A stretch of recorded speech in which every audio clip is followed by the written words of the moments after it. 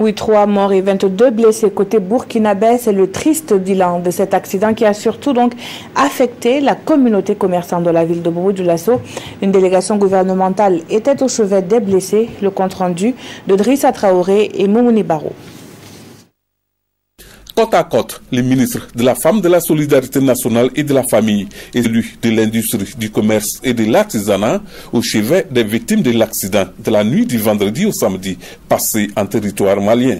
22 blessés admis au départ au centre hospitalier universitaire Sourou-Sanou de Bobo Dioulasso. Seuls 6 sont toujours internés pour des soins intensifs. Ces ministres, en compagnie d'autres hautes personnalités de l'administration, sont venus s'enquérir de l'état des blessés et leur apporter le soutien moral de l'État en cette situation douloureuse. Nous sommes là ce soir pour venir témoigner la solidarité du gouvernement à l'endroit de toutes les victimes, tous les blessés, les familles des victimes décédées, toute la compassion du gouvernement. Et nous avons visité quelques blessés qui sont toujours à l'hôpital. Certains sont repartis chez eux et nous avons aussi profité de cette visite pour vraiment féliciter l'équipe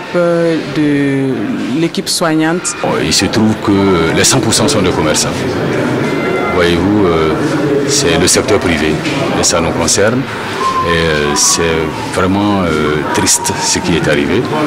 Et c'est pour venir témoigner tout ce que nous avons comme amertume.